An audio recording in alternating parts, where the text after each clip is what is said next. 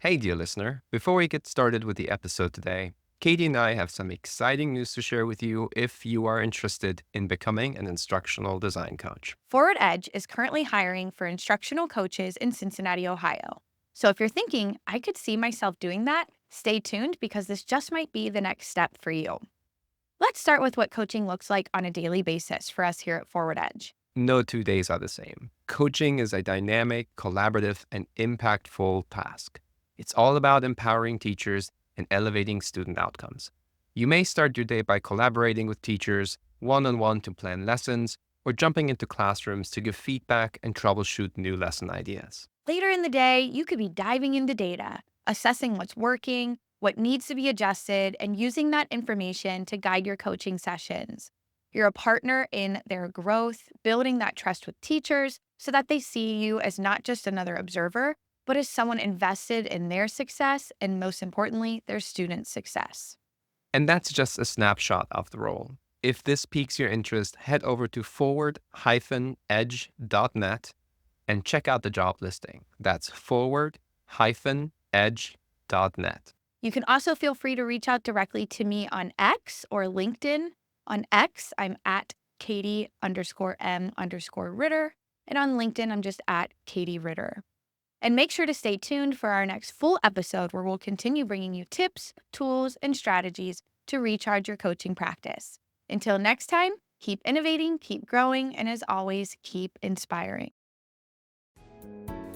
Calling all instructional coaches, curriculum specialists, teachers on special assignment, or whatever they call you. I'm Matthaeus Huelse. And I'm Katie Ritter.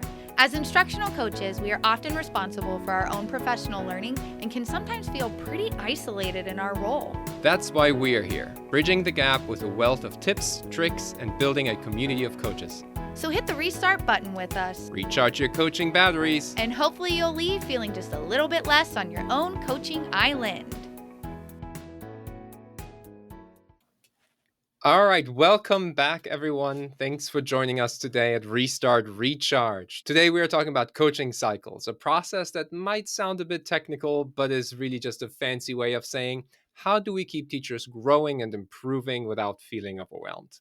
As coaches, we are here to help teachers stay balanced, move forward, and sometimes give a little push when they hit a hill or they need a little bit extra pushing. But for teachers, coming in with worksheets, SMART goals, and frameworks can be intimidating. So today we want to talk about how coaching cycles offer a chance for us to reflect, adjust, and keep momentum going with our teachers. So we are thrilled to be joined by Crissy Lauterbach. I said that in the German way, by the way, so I hope that's okay. It was perfect. Crissy is the founder of Contact Learning and serves as the innovative teaching and learning coordinator at Butler Tech.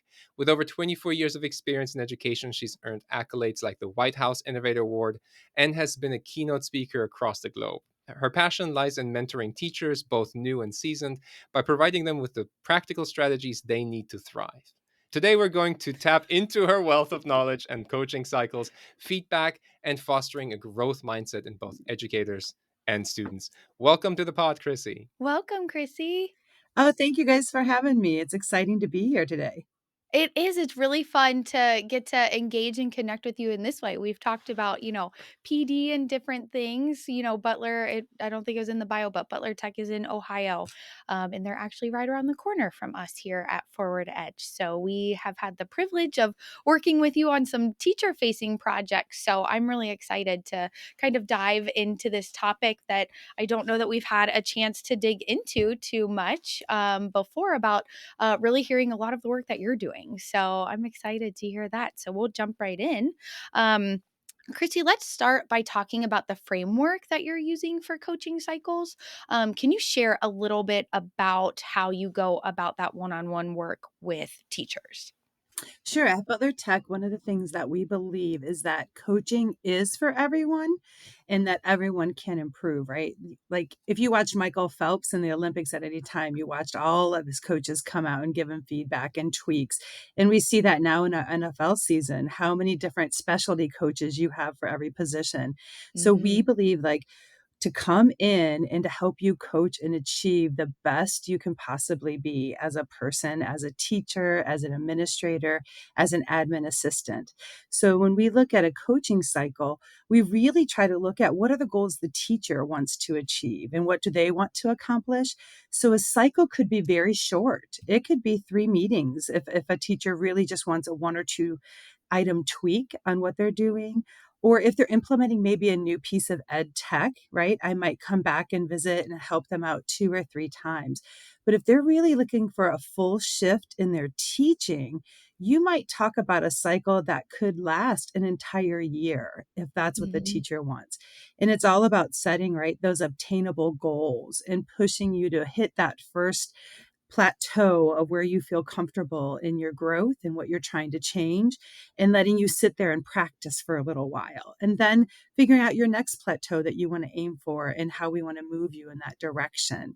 So for our teachers, it's really a good ebb and flow, back and forth in conversation. It's not pre-described or a prescription for anybody, that would say like, hey, you get 3, here's what you're going to achieve at the end of 3 cycles or 3 meetings. So we really try to personalize it to match the teacher's natural flow of who they are. Because anytime, right, you come in with any type of suggestion, if it doesn't match the teacher's core and who they are, implementation's not going to happen. And Mhm. then the success isn't going to be passed on to the student. So we really try to get to know our teachers one on one and where they feel comfortable in their teaching and know how to push and how to prod them a little bit. Yeah, I'm curious, how do you go about, since it can look so different from teacher to teacher based on the goal? I'm curious, how do you position this engagement between teacher and coach to them, right? Like if everyone isn't going through a same length of time or a same number of meetings, what does that look like to share that information with the teachers so that they know what to expect when they're coming into this engagement with you? Sure. As you know, Butler Tech is a huge organization in that space. And so we are lucky to have 5 full instructional coaches. And we kind of divide and conquer by territory, and by building.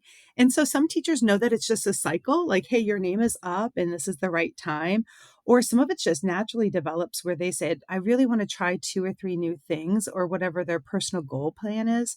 A lot of times a supervisor will say, hey, I see in your personal growth plan you want to increase engagement in your classroom. Why don't we put you on a coaching cycle and you can have a coach with you for the first 9 weeks to help you come up with ideas, how to implement?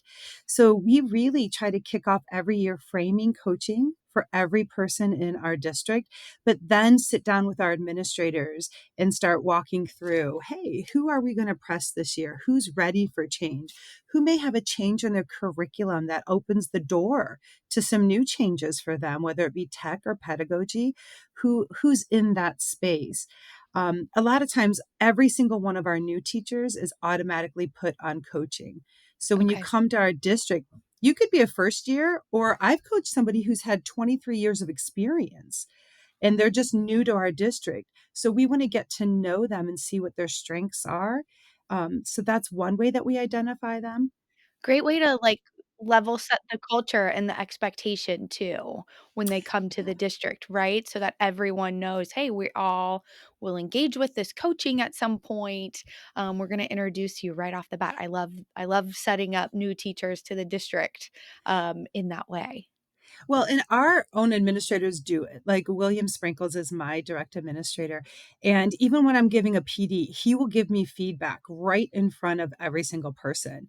He'll say, hey, I think you need to pivot. Maybe we need to cut this, or it looks like their time's going a little too long. Like he will even coach us up and coach other administrators. And so we want them to see that the culture may not be always formalized in coaching, but the Mhm. feedback cycle is continual for every single person in our district, and that every single person can grow no matter if you've taught like myself. This is my 31st year and I'm still taking feedback and I'm still learning how to do things maybe a little more efficiently or something with a little bit more justice or equity when I'm dealing with answering questions in a classroom or getting kids involved.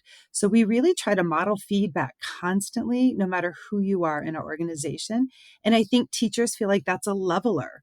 If the CEO is going to take it and the superintendent and the CFO are getting feedback right from the audience, then I should be able to take feedback about my classroom and my space.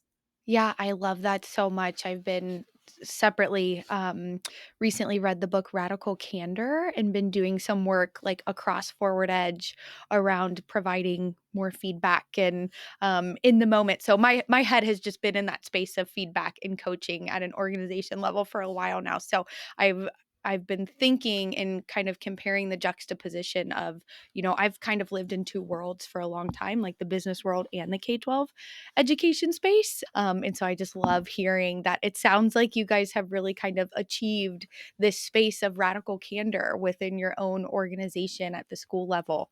That I just don't think personally, I don't think we see that enough across schools and organizations. And I also love the kind of circular conversation you described that's taking place from, coaches are talking about it, teachers are talking about it, but then also the administrators are having the conversations with the teachers too around, hey, I see this in your growth plan, why don't we set you up with a coaching cycle?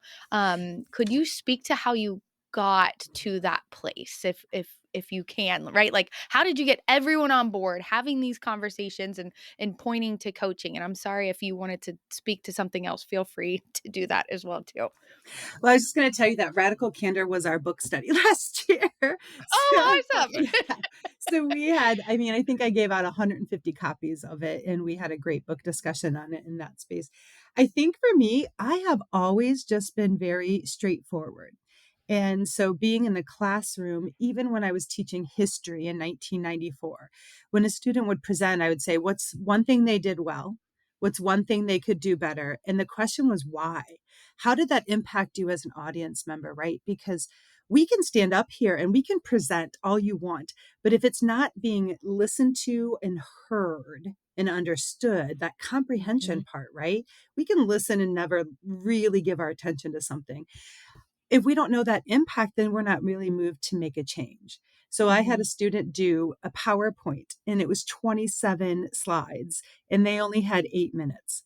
So the very first thing the students told him was like, dude, you got to narrow this down. You're talking way too long in detail. Here's some things that you can do. And here's why. It made me as an audience member not want to participate. It made you basically tell me what you thought and felt the whole time. And you didn't hear my voice at all. So when people started hearing how that was framed, right?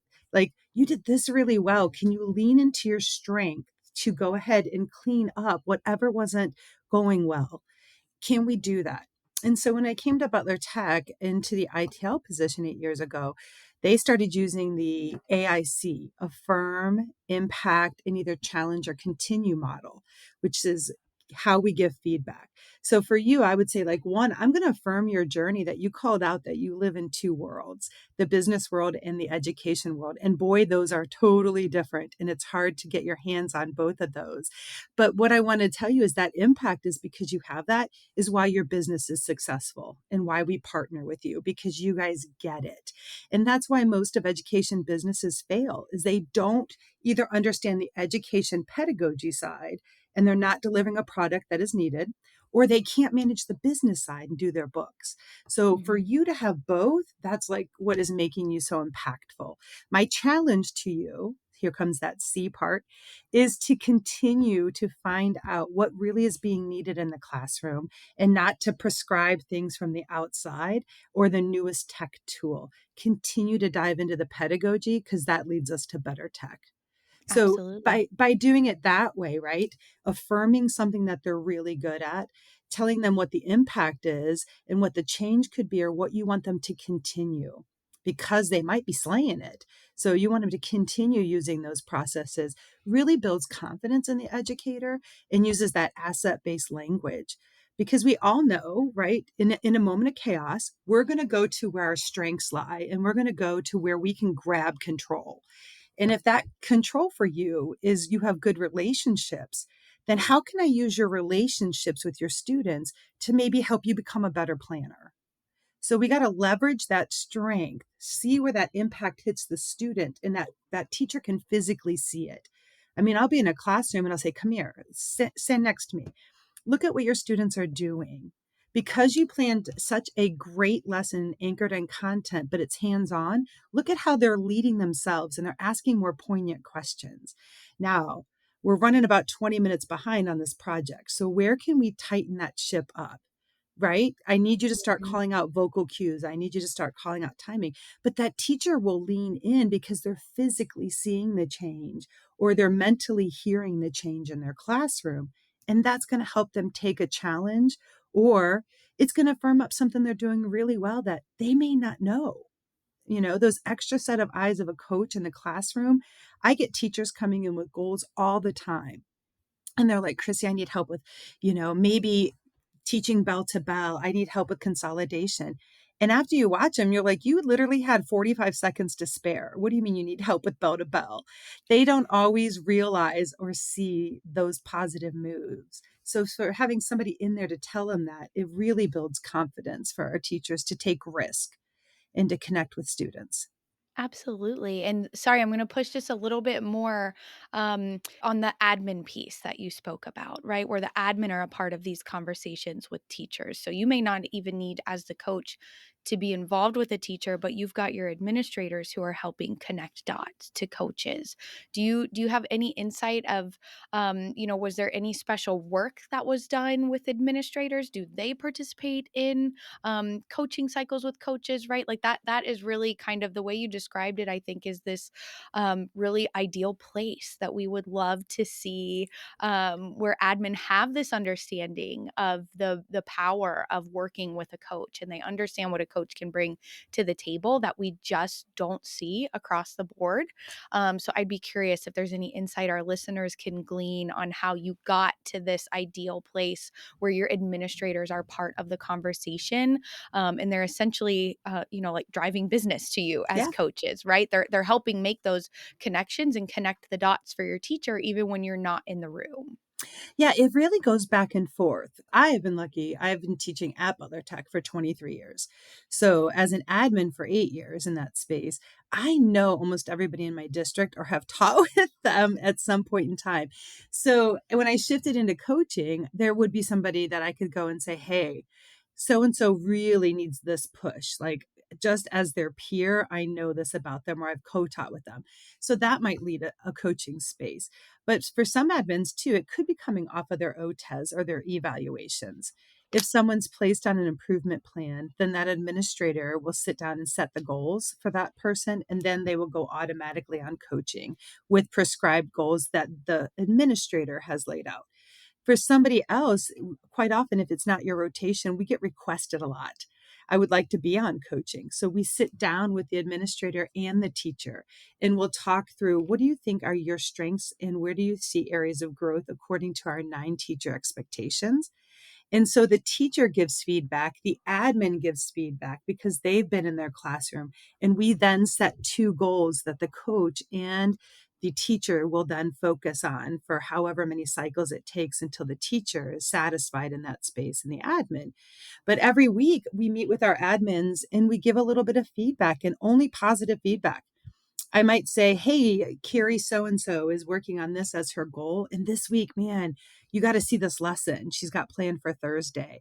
Or I was in there Tuesday and this is what she deployed in an amazing way. We only talk about celebrations Mhm. because we are not the gotcha people. We are not the evaluative people. We're there to really take those strengths and build for that teacher. So weekly, we meet with our admins and we'll let them know if somebody's canceled a coaching session that we might be falling behind because, their children are sick or something happens.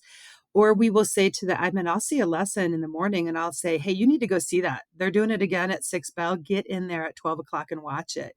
So we constantly are just looking for ways to support that teacher in an ebb and Mhm. flow. And at the same time, we make sure that any feedback to the teachers around that, the goals we've set.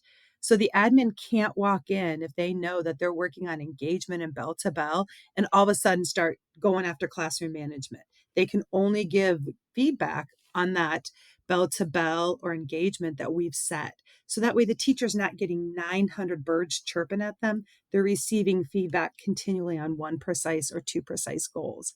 So That's it's a really constant back helpful. and forth. Yeah, that's really helpful, and I love to hear how sharing the bright spots, that's how we refer to them here on the team, or those celebrations has led to so much success. Sorry, one last question for you. Sorry, I'm Yeah, going totally rogue. You're good. Um, go ahead. you when you talked about when a teacher is not on rotation, Mhm. if you could speak to that a little bit more, I'm not sure if that was already in place before you started this rotation or Sure. it's I'm going to assume not given the length of time that you've been with the organization, how long you've been supporting teachers in this way. Was there any pushback that you were able to observe or witnessed if it was in place before you started to this idea of a rotation and what did that kind of Yeah, evolve and turn into? sure. So, the way that we coach is we try to assign every coach to either one of our campuses, and we have 4 campuses. And then we assign them to one of our satellite districts, and we have 13 of those, excuse me, 13 of those. So that way our coaches learn how our entire campus moves and feeds, right? Because there's a difference of a student that you have from 8 to 3 and then a Mhm, student in the satellite that you may only have for an hour and you're viewed as an elective teacher, right? mhm, In that space. So, for example, I have 9 teachers at Hamilton High School. Well, in 3 years, I've already coached all 9 of them. So then we just started our rotation. Who's the last one we've coached? Who else needs to be there? And like I said, a majority of them really come from teachers coming to say, "Hey, can I be on coaching next year? Because I really want to work on." And they drive that schedule. Where the first year we did kind of march down a rotation and say, "Okay, you're going to be at the high school. Who's another teacher that you could snag at the high school since you're mhm, physically going to be there?" And then being at D. Russell Lee, our other one, we have 35 to 40 teachers. So, of course, that's going to take quite a few more years to go through and make sure that you've coached every single person. And then the other caveat for us is we're career and tech. So, a lot of times our teachers have just come out of industry and they mhm, only have 24 credit hours of college training to be teachers. So, quite often they kind of move up the rotation because they've had the least amount of training. So they may mhm, go through 2 or 3 cycle where a traditionally trained teacher may only have 1 cycle in 5 years. It just depends on the need of the teacher, what administrators are seeing in the classroom, if they see somebody who's really slaying it and they want to push them a little further, or if they see somebody who's really struggling at that moment and needs support, whether it's planning support, it could be resources support, or it could be like, Crissy, show me how to lay it down in classroom management. So quite often I'll go in with the teacher if they are on rotation or not, or if I'm just visiting their classroom on a weekly basis, which is what we try to do.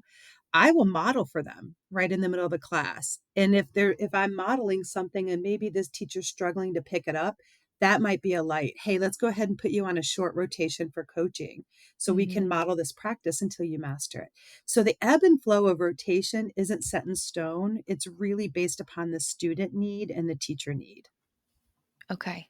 Yeah, that's interesting. I've been hearing in a few pockets around the country where schools are really, I guess, more at the district level where they are similar to what you're describing, but where there is a set rotation and teachers do know, hey, I'm coming up, this year I've got to go through a coaching cycle. Mm. And at first I was hesitant on how I felt about that, but more and more I'm just hearing a lot of positive things about this kind of set expectation that, hey, we're all going to go through this and kind of the level setting of what that does for coaching and just making it really a part of a culture. So I think that's a beautiful thing. And I also love hearing just it just sounds like such a beautiful culture of vulnerability too that you all have created, right? Where I think teaching can be so lonely and you're expected to just be this expert in so many different things that I just love hearing about how it sounds like people aren't afraid to be vulnerable around like, hey,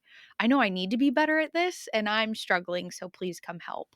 And Yeah. then your coaching team is able to kind of come in to the rescue and help support this educator to have the confidence to tackle one more day with so many different things in front of them every single day. Well, and and I know, it's not about your own bias in the classroom. It's not about how you think it should be taught at all. Mhm. It's really to get the best result for the student. So when you step next to the teacher, a lot of times I'll recommend things I've never even done in the classroom, but I've practiced, right? Or I've kind of figured out like, hey, let's give this a shot. Let's see where this goes because it could be your solution. And teachers trust you to do that with them because you're being as vulnerable as they are to say, hey, I'm not so sure about this. And let's just be honest. I've had my administrator's license since 1999, right? And I never wanted to use it. After I got a taste of it at Lakota, I was like, this is not what makes me happy. Like I'm a Yeah. pedagogy coaching kind of person. So a lot of times our administrators have only been in the classroom for 3 or 4 years and they've been out for 10. So, Mhm. like us, I was in the classroom 23 years before I moved over. Another one of our coaches was in for 22 years. Another was at 15. You've got veteran teachers in there that hold a really good reputation in your district. And Mhm. so teachers are more likely to follow that than an administrator who's been out of the classroom for 15 years, who's suggesting something to you that they've never tried in their heartbeat or have never even seen it, right? In their own mind. At least things I try to suggest, I might have seen another teacher do, or I've tried on another PD that I've led or something. Mhm. And I think that carries a lot of weight for them, that they're feeling like a teacher to teacher kind of connection in that space. And we know, our administrators right now, we are so low at the state level that people are leaving the classroom very quickly to move into admin jobs. And so that lack of experience continually is someplace that, every admin should go back and teach. And every admin should be on a coaching cycle on how they present to their staff. There's a lot of them I've sent emails to and said, hey, your black and white PowerPoint ain't going to cut it. You would not accept that from a teacher. You literally lectured for 45 minutes to them. You had no activity. You had no chance for them to reflect. That's not going to cut it in the meeting. So you can't be the one out there asking your teachers to step up if you're not stepping up. So our coaching has kind of leveled up and given people a voice in some spaces they didn't expect the voice to occur. Hmm. Yeah, that's great. We will take a really quick break, just enough time for me to read Radical Candor because I feel like I'm the only one that didn't do the homework today. So I'll Oh. jump into the book real quick, and then we'll be right back. Looking for a program that reaches all teachers and learning new tools to integrate in their lessons? Edu Badges is the answer. Edu is an anytime, anywhere badging program that is designed to take bite-sized tools for instruction and teach teachers how to use them. Edu has received the ISTE Seal of Alignment for educator standards, and each badge in our expanding library is aligned to the ISTE standards and the SAMR model. Learn more about the program that teachers call addicting at forward-edge.net/Edu Badges. Unlock the full potential of instructional coaching with Forward Edge, your partner in professional growth. Instructional coaches play a vital role in supporting teachers, students, and administrators across the district. And research consistently highlights coaching as a powerful catalyst for improved teacher instruction and enhanced student achievement. But here's the question: who's supporting the coach? Enter Forward Edge, your dedicated ally in professional development. Our flexible mentorship options, recognized by the ISTE Seal of Alignment, are tailored to meet your unique needs as an instructional coach. So, ready to elevate your coaching journey? Visit forward-edge.net to explore how we can empower you with the knowledge and support you need. Start your journey with us today. Welcome back to Restart Recharge. We are here with Crissy Lauterbach talking about coaching cycles. So one of the next questions that I wanted to ask you, I wanted to drill down a little bit further into what actually happens when you're sitting down with a teacher. So what would be your preparation? Or if I were to sign up for a coaching cycle, what should I expect in terms of what are we doing step by step? And what would it actually look like going through a coaching cycle with you?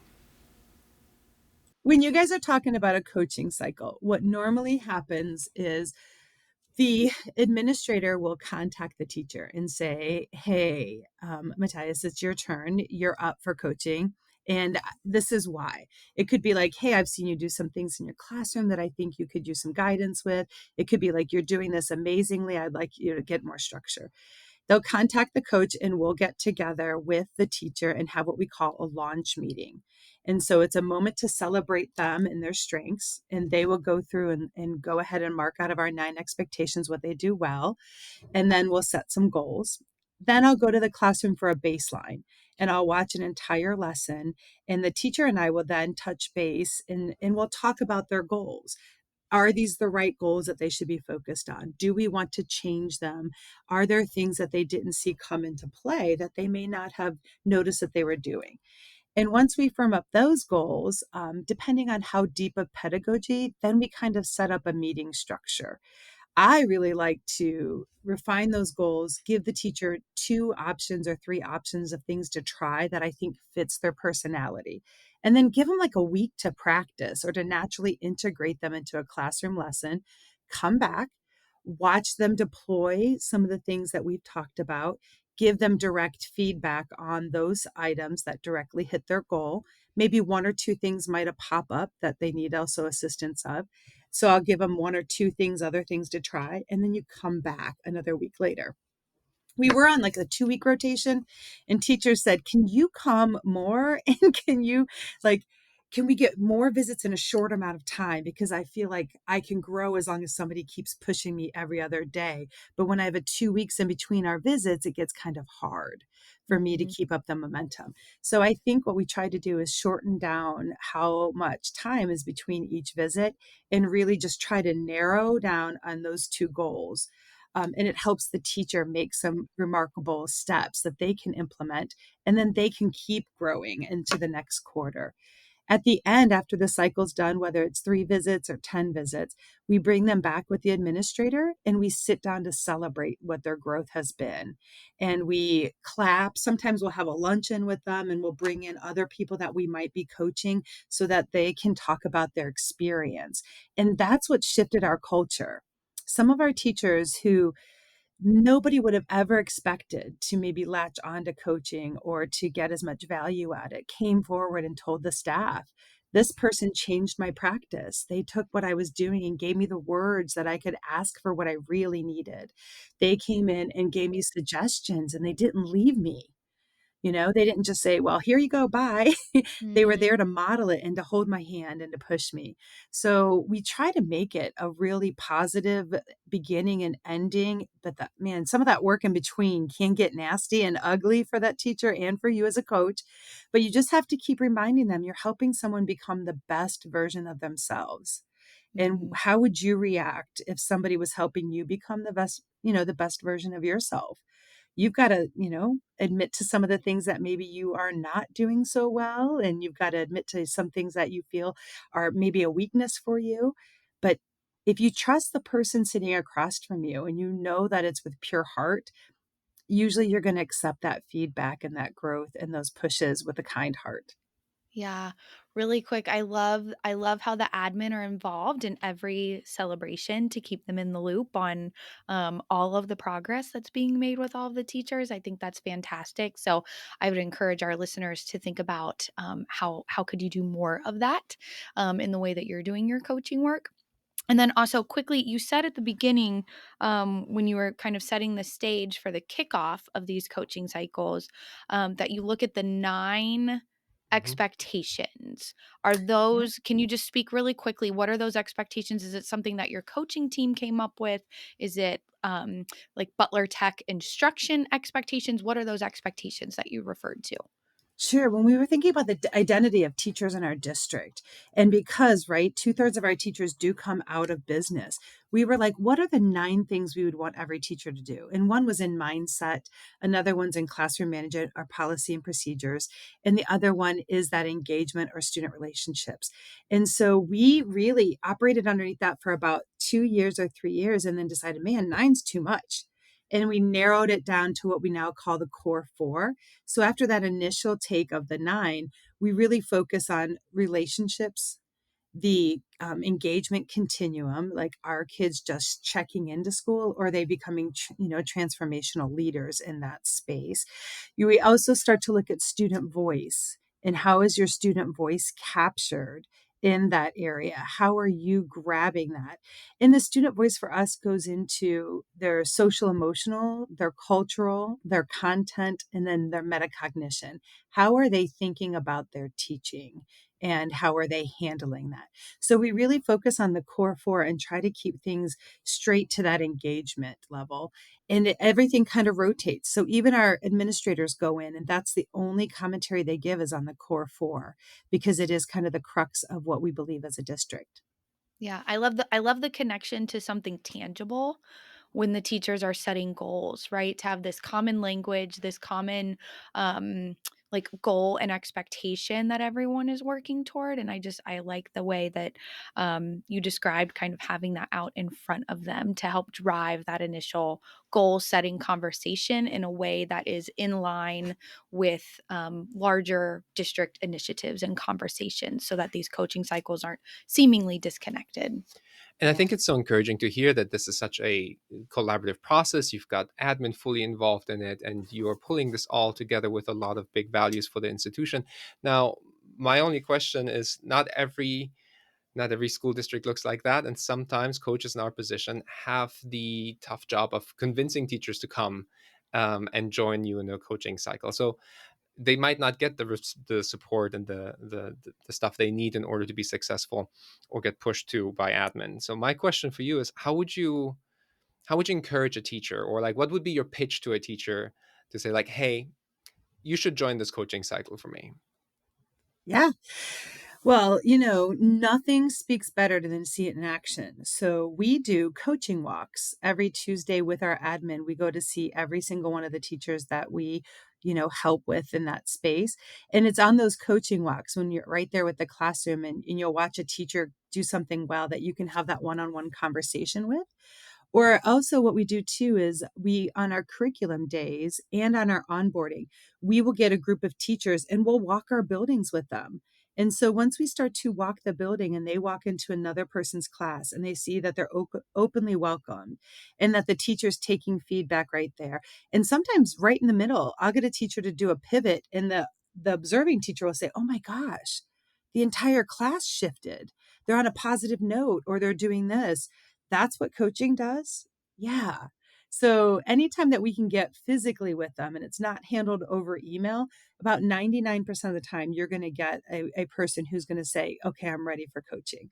But there's always that 1%, right?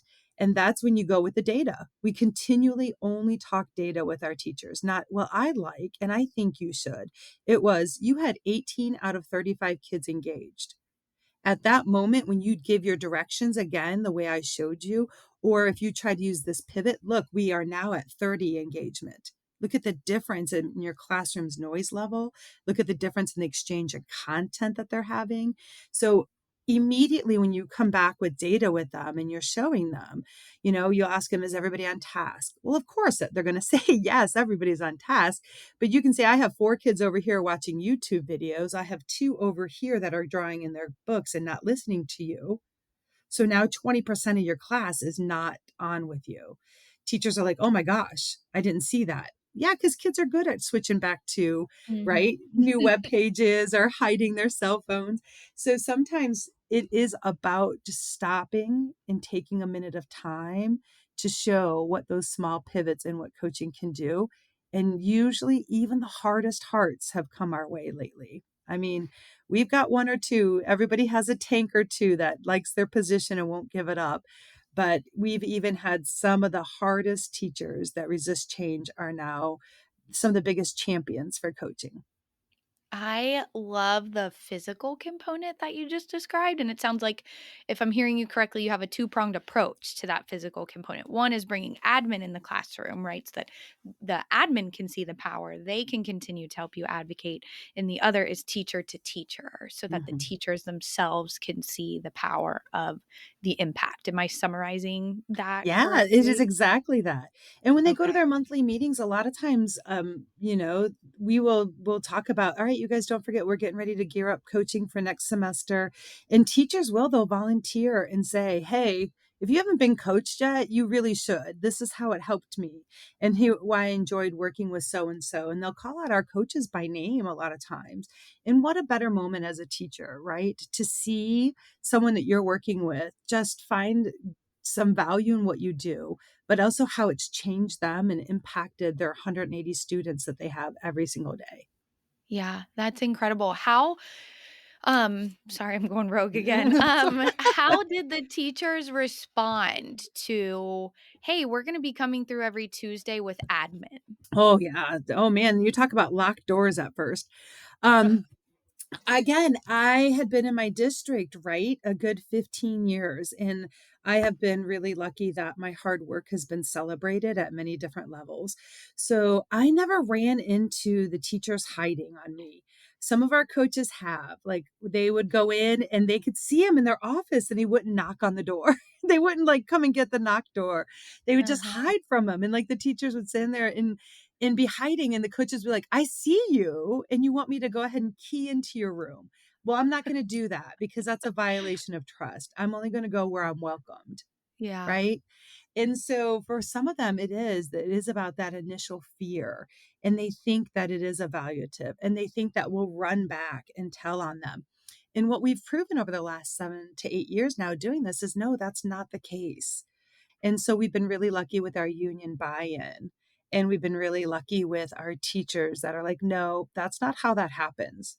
And I've had teachers that after we've coached, they've been approached by administrators and the teacher said, "Can I have all your coaching notes?" And I'm like, "Of course, here you go."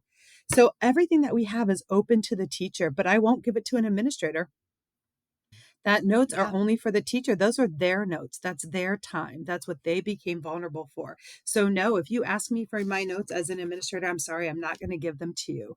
I will show you that I checked the box and met their coaching expectation according to their goals. And Mhm. so we really protect that relationship between the teacher and the coach as much as possible to keep it so the vulnerability level's high, because that's when kids win and that's when teachers change habits and that's when we all become better. I love that. I think so often we talk about this podcast and our job in general about how important it is to build those relationships, but rarely do we get to a point where it's so clear and obvious. It's about the trust that you're building with them and about, not betraying them, saying clearly, and this is the line, like this is not what I'm sharing with admin. You clearly can trust me in that regard. And I think that is when we say relationship building, that is the better answer to me because that is much more clear. So we always end our episode with top three takeaways for our coaches. Man, I would say I wrote them down. So I'm sorry if I'm going to look down, you guys, because I really want to No, make you sure go that they ahead. hit. One is always be open, right, to more and more feedback. And remember, feedback doesn't always show a deficit. Feedback just shows an area of growth or an area where you can shine. So definitely always, always be open to feedback, especially student feedback. I know a lot of times coaches will say what an admin wants or what this philosopher or pedagogy person says. But at the end of the day, it's the kids. The kids are receiving that lesson. And if it's not meeting their needs, I don't care if you are, I used to say, standing in the corner, smoking a cigarette, naked, standing on your head. They're not going to pay attention to you.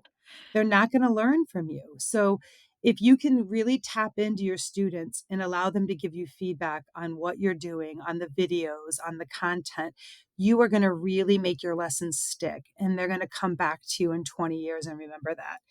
I The love other that thing reminder. it is, right? They'll come back Mhm. because it's about how you made them feel and make them being seen. And coaching is the same way. Are your teachers seen? Did you make them feel like they were making progress? Were they supported? They'll come back to you in tenfold.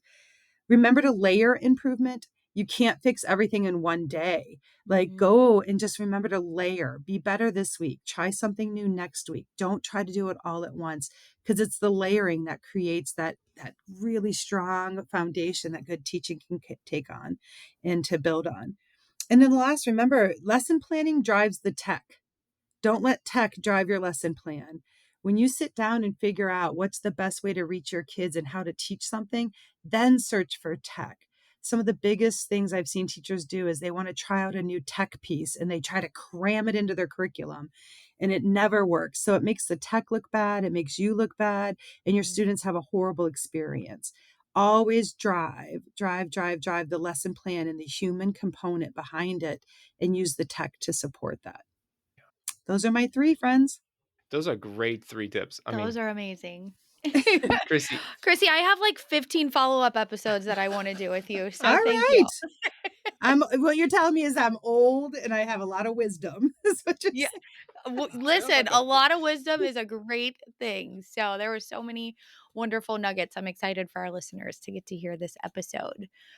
Where can people connect with you? Do you have any social media or website or anything that of these wonderful nuggets? I'm sure people Mhm. might want to reach out to connect with you and maybe even pick your brain a little bit more if you're willing. Yeah, sure. My social handles are all at Contact Learning because I believe learning is a contact sport, and that's how I give professional development. If you're not feeling it, tasting it, rolling around in it, you'll never remember it. So anything that you want to reach out is at Contact Learning. And contactlearning.org is my website, or you can reach me at Butler Tech. Awesome. I love Perfect. that. Learning is a contact sport. That's I was about to say that too. All right. Thank you so much, Crissy, for being here and joining us. Thank you, listeners, for joining us for this episode as well. As always, remember, give us some feedback.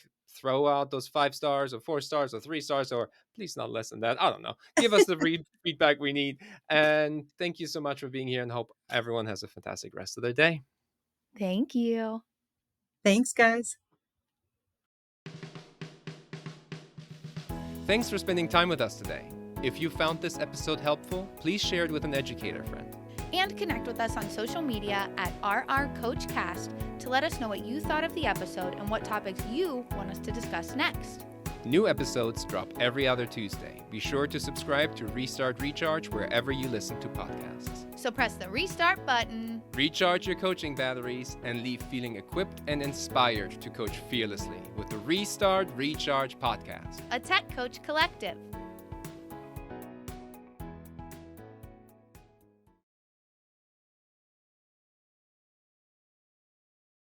Is that Matthaeus? Is that where you're from? Well, I'm from the West. I have mixed feelings about Bavaria as a whole, but that is a gorgeous, gorgeous area. My family's from Bavaria, so the town of Oh, Lauterbach after our name. So I'll it's take that really not. personally. Oh, please don't. It's really just the city of Munich and their soccer team that I Oh dislike. yeah, then Everything it's else is okay. beautiful. Yeah, you can yell at Munich soccer team.